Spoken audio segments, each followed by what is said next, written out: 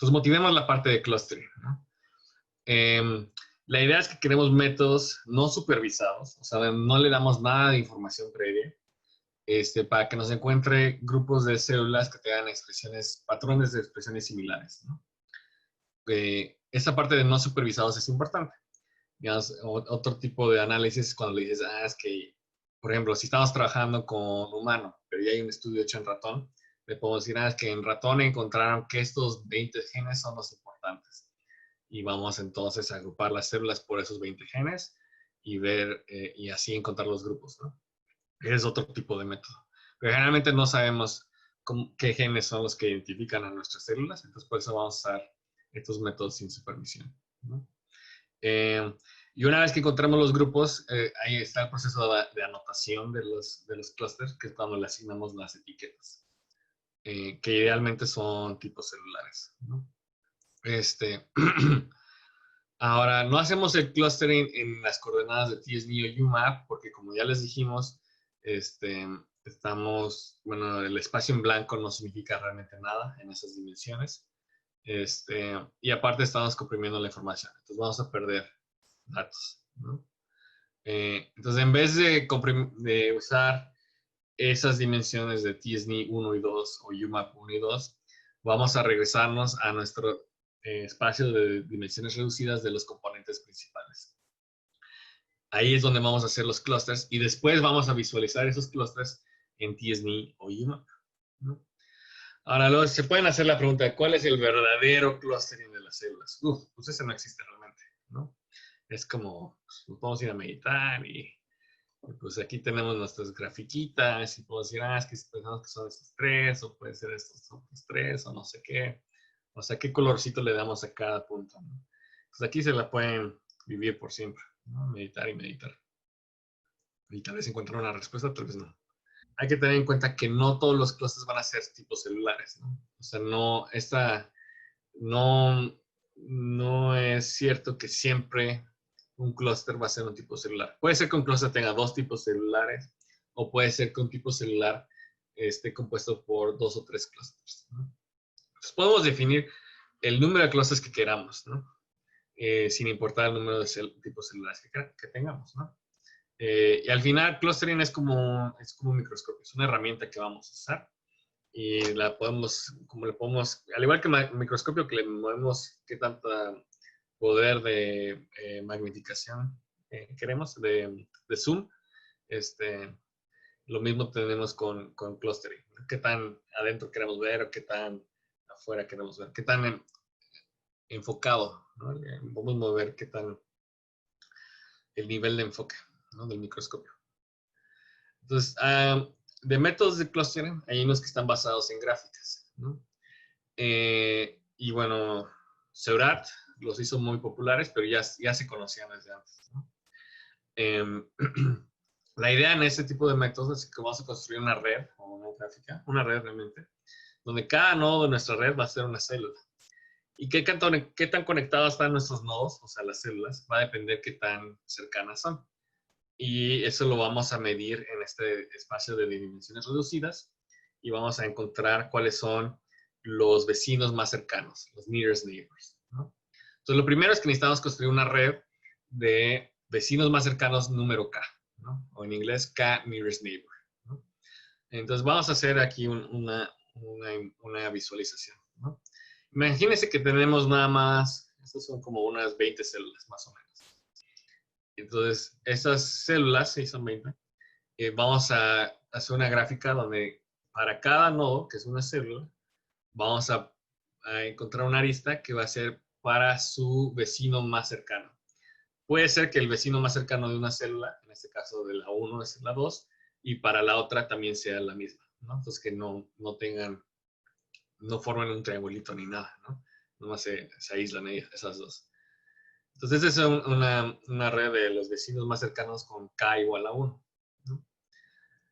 Luego podemos decir, ok, vamos a agregarle un segundo, K igual a 2, ¿no? Un segundo vecino.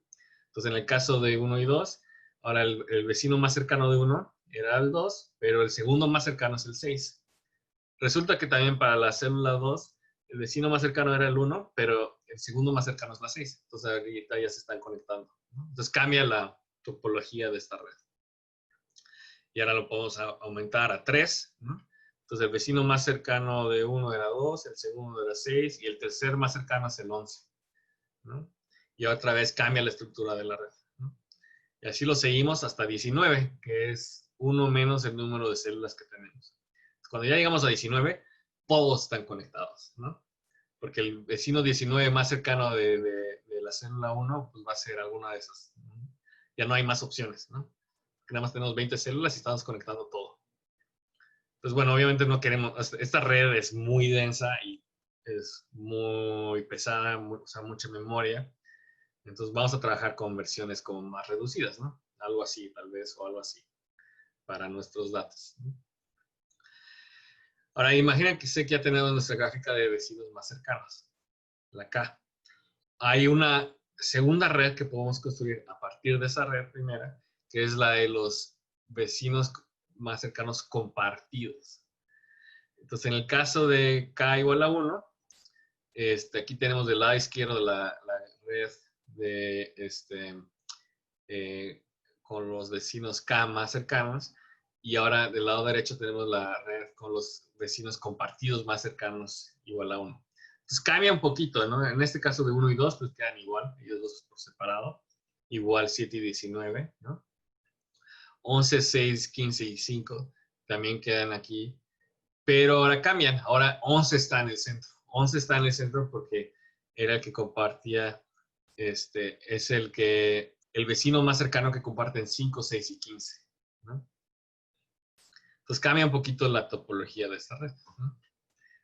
La idea es, ahora, para cada uno de las conexiones en la red, las vamos a, les vamos a dar pesos dependiendo de qué tan cercanos están las células unas a las otras, ¿no? Entonces, esa es otra gráfica de vecinos similares, pero ahora con pesos, ¿no? Entonces aquí va aumentando, ¿no? Tenemos K igual a 3 en los vecinos más cercanos del lado izquierdo y esta de vecinos similares del lado derecho, ¿no? Entonces ahorita ya se juntó un montón y cambia un poco, ¿no? Aquí 4 está por acá, ahora está como muy en el centro de este segundo grupo, ¿no? Entonces, ya teniendo la red con pesos de KNN, podemos identificar como comunidades de células, ¿no? Entonces, estas comunidades de células son grupos de células que están más conectados entre ellas, entre ese mismo grupo, que otros grupos. Y cada comunidad pues, va a representar un clúster. Entonces, en este caso, pues tenemos 3. Si decimos que queremos encontrar 3 clústeres, aquí tenemos 3, ¿no? El que está aquí aislado y luego este otro, ¿no? Donde de un lado están 4 y los demás, y del otro lado están 20 y los demás, ¿no? Entonces, así es como podemos encontrar los clústeres. ¿Por qué usamos esta estrategia? Porque, al igual que con muchas cosas que hemos estado intentando hacer, los datos de single cell son grandotes, son enormes, entonces necesitamos estrategias que sean rápidas. Y la estrategia de KNN es muy rápida y funciona con sets de datos grandes, ¿no? Porque puede ser que tengamos sets de datos de 1.000.000 de células. Ahorita hemos estado trabajando con a lo más como 5.000, una cosa así. Puede ser que tengamos 1.000.000 de células, ¿no? Entonces necesitamos métodos que funcionen en esa escala, ¿no? Otra cosa que nos ayuda es que este método no asume la forma de los clústeres, qué forma tienen que tener. Hay otros métodos que sí tienen ciertas, asumen que, por ejemplo, tienen que ser esferas, ¿no? Los clústeres. Entonces, este método no tiene eso. Y a fuerzas, todas las células tienen que estar conectadas. Entonces, eso te elimina ciertos problemas que, bueno, ella mencionó hace rato, en la mañana. Preguntó de si nos quedábamos con células que no se agrupaban con nadie. En este tipo de métodos siempre se agrupan, ¿no? Ahora, el problema es que después de todo este proceso no nos quedamos con información de por qué esas células eran vecinas, ¿no? Ahora, para realmente hacer esto, pues necesitamos escoger cuántos vecinos considerar y cómo darle los pesos a esos a edges. Y después de eso tenemos que escoger un algoritmo para que nos diga cuáles son esas comunidades, para encontrar esos clústeres. Una forma de hacer eso es con el paquete Scrum, que nos va a construir la red con la función build en graph.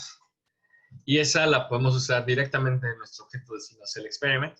Le tenemos que dar el argumento aquí K, que va a ser el número de vecinos que vamos a considerar.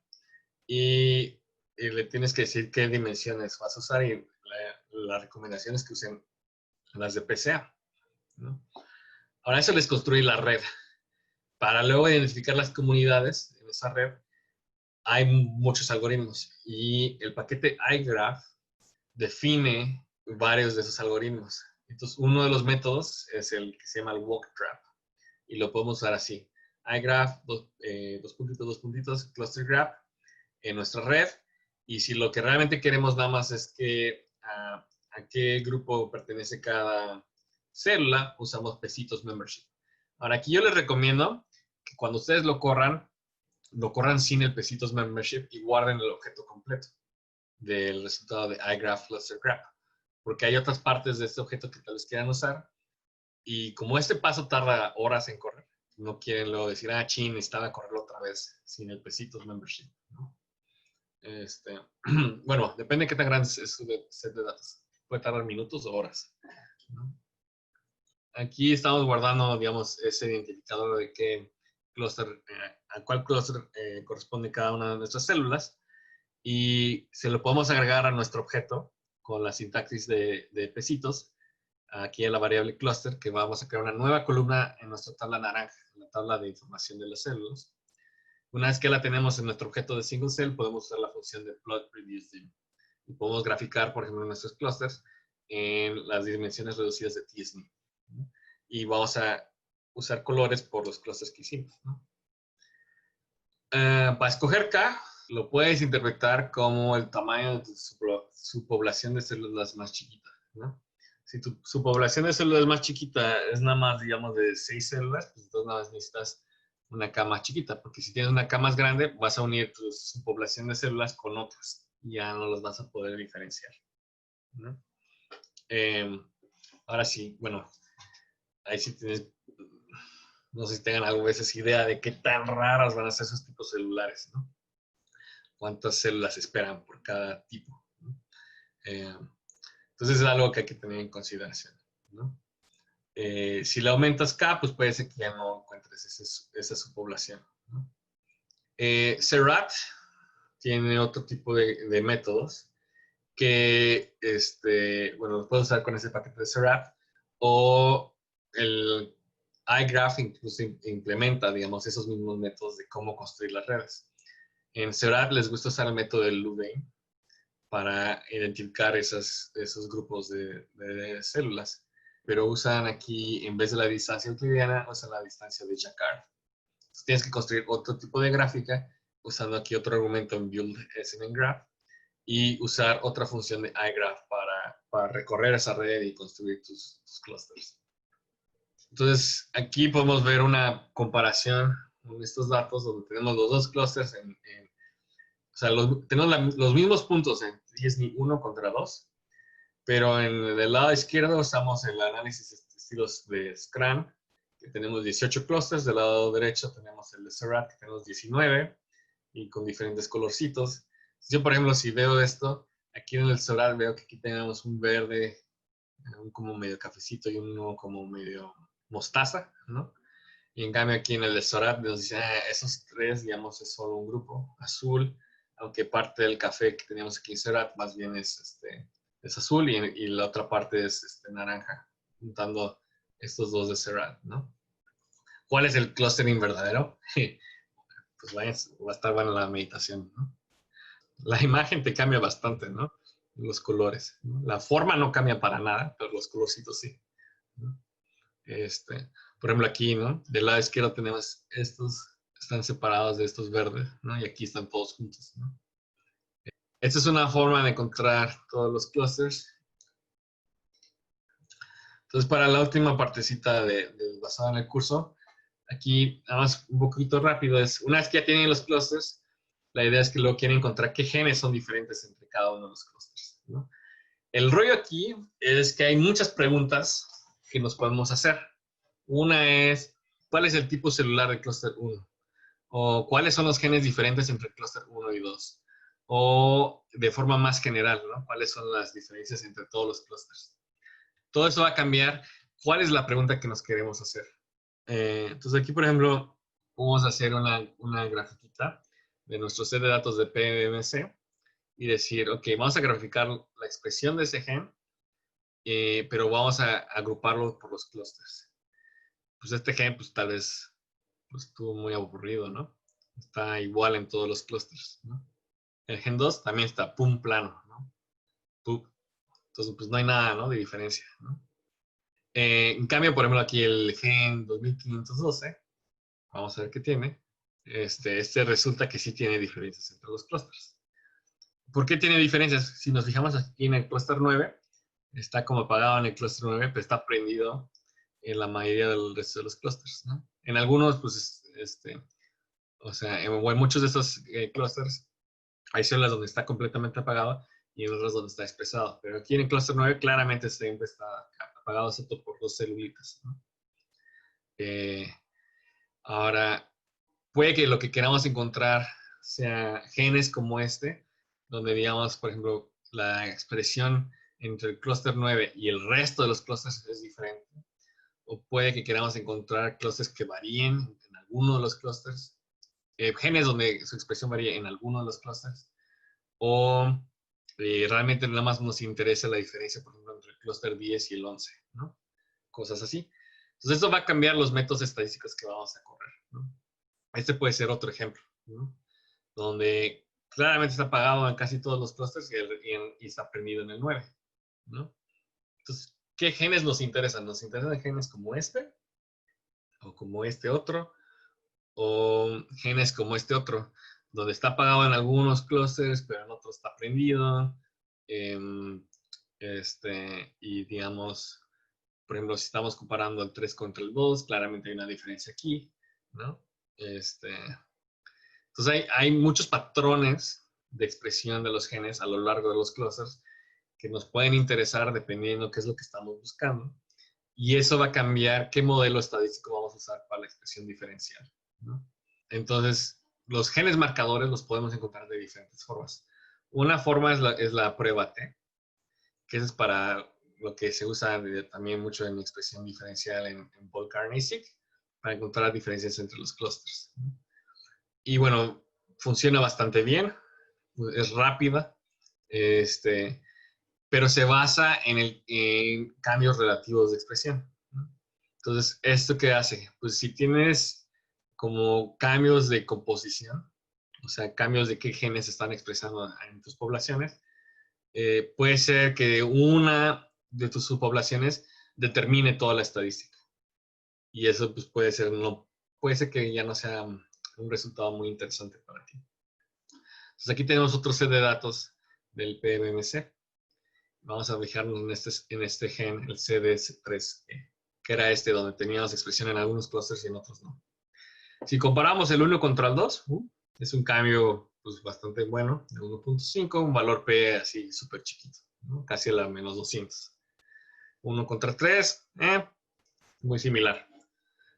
1 contra el 18, algo diferente, ¿no?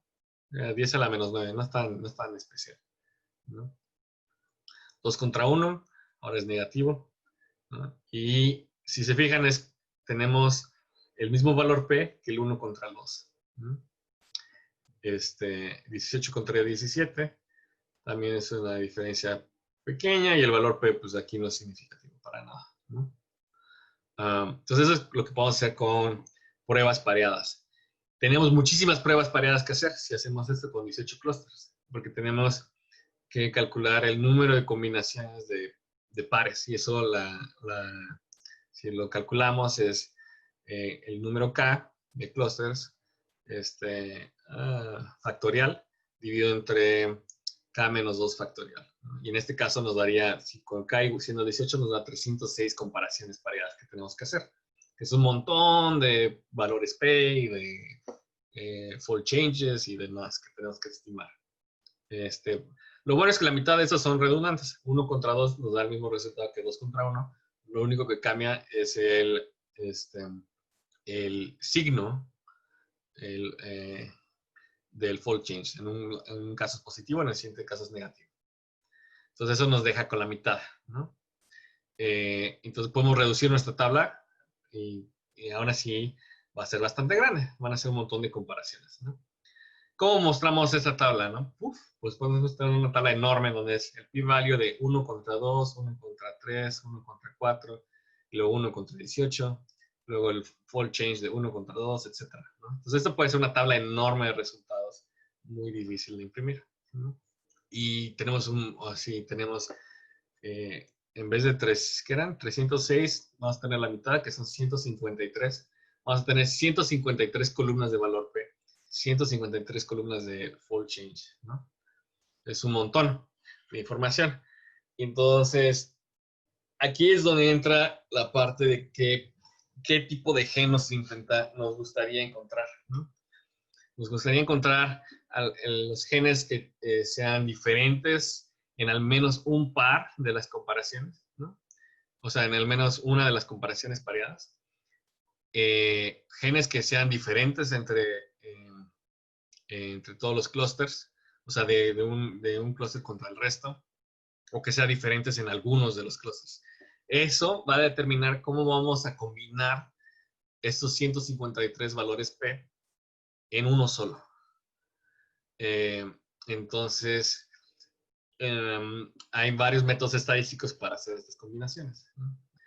Entonces, eso lo hicimos para un solo gen y podemos escoger, dependiendo de si queremos contra cualquier otro clúster, contra todos los clústeres o solo contra algunos de los clústeres, va a ser el método estadístico que vamos a usar para combinar esos 153 valores P. Básicamente se traduce en si queremos el valor P más chiquito de los 153 valores para ese gen, o el más grande, o la mediana de esos 153 valores P. Entonces en eso se traduce aquí qué método estadístico vamos a usar. Muy bien, entonces, si lo extendemos para todos los genes, ¿no?